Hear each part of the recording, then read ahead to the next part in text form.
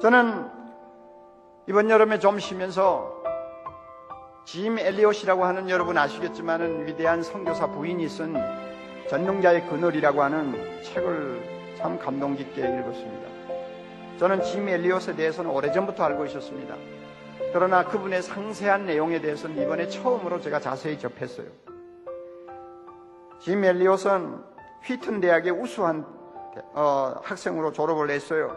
그리고 선교사로 지망을 했습니다. 에콰도르로 갔습니다. 그 에콰도르에는 일종의 살인족이라고 할 수 있는 아우카 부족이 있었습니다.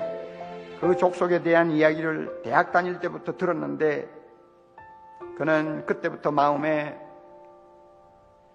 빗댄 감정을 가졌습니다. 아무도 접근할 수 없는 사람, 하나님이라는 단어도 없는 부족, 저들에게 복음을 전해야 된다.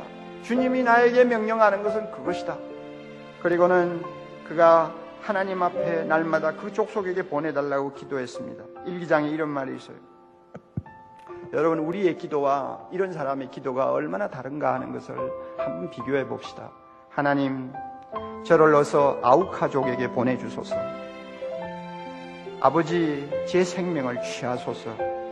주의 뜻이라면 제 피를 취하소서. 주의 삼키는 불로 제 피를 태우소서. 제 것이 아니기에 아끼지 않겠습니다. 주님, 가지시옵소서. 다 가지시옵소서. 제 생명을 세상을 위한 희생으로 부으소서. 피는 주님의 제단 앞에 흐를 때만 가치 있는 것입니다. 하나님, 마른 막대기 같은 제 삶에 불을 붙이사 주님을 위해 온전히 소멸하게 하소서. 나의 하나님, 제 삶은 주의 것이오니 다 태워주소서. 저는 오래 사는 것을 원치 않습니다.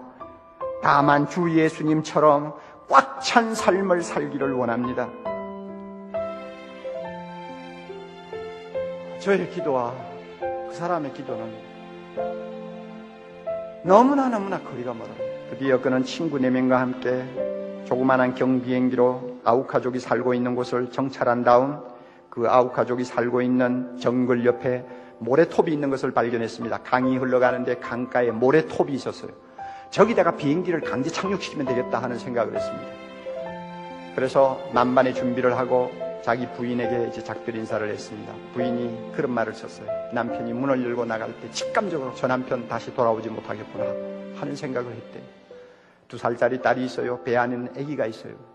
그럼에도 불구하고 남편은 아우카족에게 복음을 하고는 친구 4명과 함께 경비행기를 타고 떠났습니다. 그리고는 그 모래톱의 비행기를 강제 착륙시켰어요. 시키고 나서 자기들끼리 이런 말을 하는 걸 제가 읽었습니다. 자, 이제 비행기 뜨기는 틀렸네. 하루, 이틀, 3일, 나흘 기다리는. 그러다가 어느 날 아침 아우카족들이 나타나서 4명을 완전히 죽여버렸어요.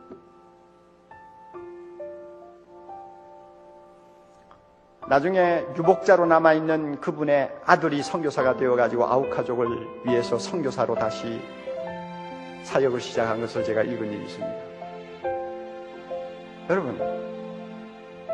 여러분은 지금 자기와 비교하는 대상이 누구예요? 사랑이교회 옥목사입니까? 여러분은 누구를 비교하는 거예요?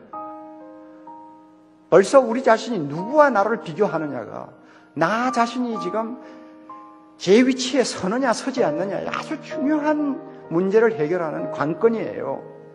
십자가의 뒤를 가급적이면 가까이 따라가려고 몸부림치는 사람을 여러분 옆에 놓고 비교하세요. 그러면 자주 내가 얼마나 변질되었는가를 발견하게 될 것입니다. 내가 얼마나 속물이라는 것을 발견하게 될 것입니다. 그럴 때마다 정신 차리고 회개하고 주님의 십자가를 바라보고 두 손 들고 다시 방향을 바꾸어 주님 앞으로 달려가야 됩니다.